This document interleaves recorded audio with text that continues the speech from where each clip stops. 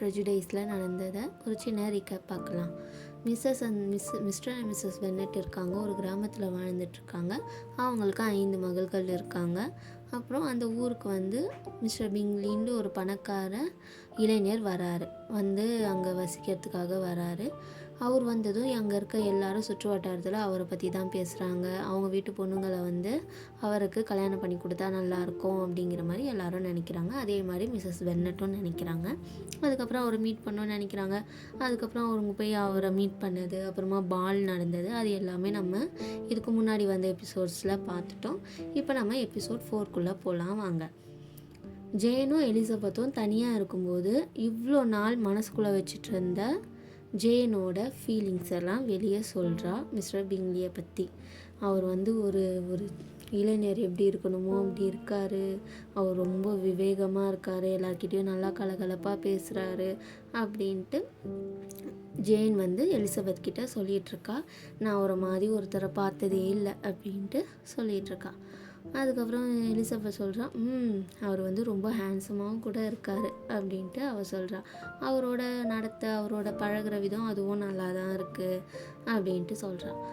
நான் அவர் என்னை 2வது முறையாக டான்ஸ் ஆட கூப்பிடுவாருன்னு நான் கொஞ்சம் கூட எதிர்பார்க்கல அப்படின்ட்டு ஜெயின் சொல்கிறா. அதுக்கு எலிசபெத் சொல்கிறா, நீ நினச்சி பார்க்கலையா? ஆனால் நான் நினச்சி பார்த்தேனே. அதுதான் உனக்கும் எனக்கும் இருக்க வித்தியாசம். யாராச்சும் உன்னை ஏதாச்சும் ஸ்பெஷலாக இல்லை ஏதாச்சும் உன்னை இதுவாக நடத்துனாங்கன்னா நீ அது ஒரு அதிசயம் மாதிரி நீ பார்க்குற. ஆனால் நான் அப்படி இல்லை. இதில் என்ன அதிசயம் இருக்குது? அவர் வந்ததுலேருந்து உன்னையே தான் பார்த்துட்டு இருந்தார். உன்னை அழகாக இருக்க சொல்லிவிட்டு உன்னோட அழகில் மயங்கி இதில் அவர் செகண்ட் டைம் உன்னை கூப்பிட்டதில் எந்த ஆச்சரியமும் இல்லை அப்படின்ட்டு எலிசபெத் சொல்கிறா. அப்புறம் அவரும் நல்லா தான் இருக்கார். உனக்கும் அவரை பிடிச்சிருந்துச்சுன்னா எனக்கும் ஓகே தான் அப்படின்ட்டு எலிசபெத் சொல்கிறா. அப்புறம் நீ பொதுவாகவே எல்லாரையும் உனக்கு பிடிக்கும். நீ யார்கிட்டையும் இருக்கிற எந்த குறையும் நீ பார்க்க மாட்ட. உன் கண்ணுக்கு இந்த உலகத்தில் எல்லாமே நல்லது தான். நீ அப்படி தான் எப்பயும் இருப்ப. நீ ஒருத்தவங்களை பற்றி கூட தப்பாக பேசி என் வாழ்க்கையில் நான் பார்த்ததே இல்லை அப்படின்னு எலிசபெத் சொல்கிறா. அதுக்கு ஜேன் சொல்கிறா, எனக்கு யாரையும் அவசரப்பட்டு அவங்க இப்படி தான் இவங்க இப்படி தான் சொல்லி நினச்சிட்டு அப்படி இருக்கிறது எனக்கு பிடிக்காது. ஆனால் நான் என்ன நினைக்கிறேனோ அதை தான் நான் பேசுவேன் அப்படின்ட்டு ஜேன் சொல்கிறா. இதில் ஜேனோட கேரக்டர் அவள் எப்படின்ற மாதிரி இந்த இதில் தெரிய வருது. அதுக்கு எலிசபெத் சொல்கிறா, நீ அப்படி தானே எனக்கு தெரியும். நீ எல்லாரையுமே ஈஸியாக நான் நம்பிடுற, கண்மூடித்தனமாக நம்பிடுற, எல்லார்கிட்டேயும் இருக்க நல்லதை மட்டும்தான் பார்க்குற. அதனால தான் நானும் கேட்குறேன், உனக்கு அவரோட சகோதரிகளை கூட பிடிச்சிருக்கு தானே, அவரோட சிஸ்டர் கூட அப்படின்னு சொல்லிட்டு மிஸ் எலிசபெத் கேட்குறா. அவங்க நடந்துக்கிட்டதெல்லாம் அப்படி ஒன்றும் அவங்க மிஸ்டர் பிங்லி மாதிரி இல்லை.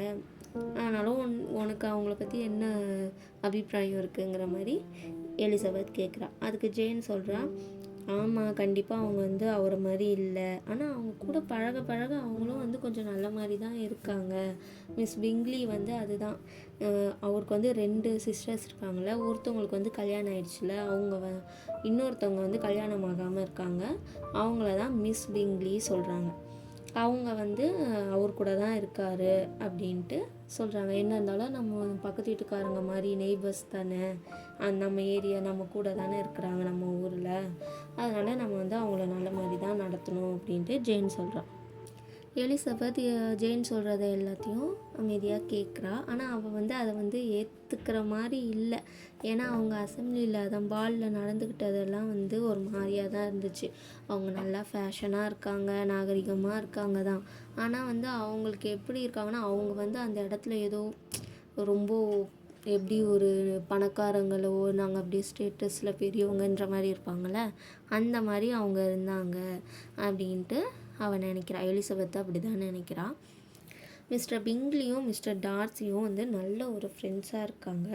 என்ன தான் 2 பேருக்கும் நிறைய வித்தியாசம் இருந்தாலும் அவங்களோட நட்பு மிஸ்டர் பிங்லிக்கும் பிடிக்கும். மிஸ்டர் டார்சி ஒரு நல்ல ஃப்ரெண்டாக தான் மிஸ்டர் பிங்லியும் நினைக்கிறாரு. டார்சியோட கருத்தில் மிஸ்டர் பிங்லிக்கு ஒரு பெரிய நம்பிக்கை இருக்கும் எப்பயுமே. அதான் டார்சி நினைக்கிறது, டார்சி ஒரு விஷயத்த இப்படி தான் இது இருக்கும்னு சொல்லி அவர் ஒரு கணிப்பு வச்சுருப்பார்ல, அதை மிஸ்டர் பிங்லி ஏற்றுப்பார் எப்பயுமே.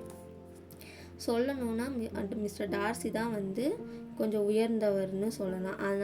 அதனால் மிஸ்டர் பிங்லி வந்து குறைஞ்சவனும் கிடையாது. மிஸ்டர் டார்சி வந்து ரொம்ப புத்திசாலியாக ஒரு சாமர்த்தியக்காரர் தான் மிஸ்டர் டார்சி. அதே நேரத்தில் வந்து அவருக்கு வந்து ஆணவம், மற்றவங்கக்கிட்ட மனம் விட்டு பழக மாட்டார். சீக்கிரமாக வந்து ஒரு விஷயத்தில் வந்து ஒரு சந்தோஷப்படுறதோ இல்லை திருப்தி அடைகிறதோ அவர் இல்லை. அப்படி தான் வந்து மிஸ்டர் டார்சியோட குணமே. அவர் என்ன தான் சின்ன வயசுலேருந்து அவங்கெல்லாம் வந்து ரொம்ப இந்த மேனர்ஸு அப்படிலாம் வந்து சின்ன வயசுலேருந்தே சொல்லி கொடுத்து வளர்க்குவாங்க அவங்களாம். அந்த மாதிரி அவர் வளர்ந்துருந்தாலும் அதை வந்து மற்றவங்க கிட்ட வந்து ஒரு வரவேற்பாக ஒரு இல்லை. எங்கே போனாலும் வந்து அவர் ஒரு மாதிரி ரிசர்வ்டாகவே தான் மிஸ்டர் டார்சி இருப்பார். மிஸ்டர் பிங்லி எங்கே போனாலும் எல்லாருக்கும் அவங்கள பிடிச்சிரும். அதுக்கு அப்படியே மாறாக வந்து மிஸ்டர் டார்சி என்ன பண்ணுறாரு, எல்லாரையும் வந்து ஒரு மாதிரி அவங்களுக்கெல்லாம் ஒரு மாதிரி ஒரு வருத்தம் அடைகிற மாதிரி தான் செய்கிறாரு மிஸ்டர் டார்சி. அன்றைக்கி அசம்பிளியில் அவங்க பேசினதுலேயே வந்து அவங்களோட ஒரு அது தெரிஞ்சிச்சு. அதுவே போதும். என்னென்னா மிஸ்டர் பிங்லி வந்து இது வரைக்கும் அவர் வந்து எங்கேயுமே வந்து அவரும் வந்து கொஞ்சம் ஸ்டேட்டஸில் பெரிய ஆளாக டவுன்லேருந்து தானே வந்திருக்காரு. இவங்க வந்து இது வந்து ஒரு வில்லேஜ் மாதிரி தான்.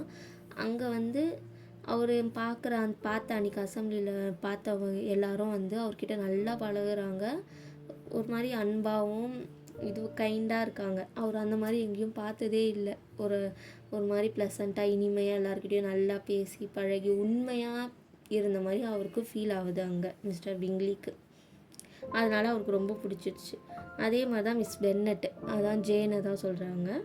அவங்க வந்து அழகு வந்து அப்படி ஒரு அழகை அவர் பார்த்ததே இல்லைன்ற மாதிரி சொல்கிறாங்க. அதுக்கு அப்படியே டார்சி அங்கே அவருக்கு தெரிஞ்சது எல்லாமே ஒரு ஃபேஷனே இல்லாத ஒரு மக்கள் தான். கொஞ்சமாக அழகு, ஃபேஷனே இல்லாத, அதான் அவங்களோட ட்ரெஸ், அதான் கிராமத்தில் இருக்கவங்க வில்லேஜில் இருக்கவங்க எப்படி கொஞ்சம் ஃபேஷன் இல்லாமல் கொஞ்சம் இதுவான ட்ரெஸ் தானே போட்டிருப்பாங்க. அதை பற்றி அவருக்கு அதுதான் தெரியுது. அவருக்கு யார் மேலேயும் எந்த இன்ட்ரெஸ்ட்டும் வரல. மிஸ்டர் பிங்லியோட சிஸ்டர்ஸும் அப்படி தான் நினைக்கிறாங்க ஜேனை பற்றி. அன்றைக்கி ஏதோ ஒரு நாள் பார்த்தோம், பேசணும், நல்லா ஸ்வீட்டாக பேசுகிறாங்க அப்படின்ட்டு ஸ்வீட் கேர்ள் சொல்லிவிட்டு அவங்க நினைக்கிறாங்க. இதுக்கப்புறமா இன்னொரு வாட்டி பார்க்கணும், பேசணும், பழகணும், அவங்க கூட வந்து ஃப்ரெண்ட்ஸாக இருக்கணும், அந்த மாதிரிலாம் அவங்களுக்கு எந்த ஒரு எண்ணமும் இருக்கிற மாதிரி இல்லை. அதனால தான் அவங்களுக்கு வந்து நல்ல மாதிரி அன்றைக்கி பேசுனாங்க போல். இதோட இந்த சாப்டர் முடியுது. அடுத்த சாப்டரில் பார்க்கலாம். என்னோடய சேனலை தயவு செஞ்சு சப்ஸ்கிரைப் பண்ணிக்கோங்க ஃப்ரெண்ட்ஸ். பாய்.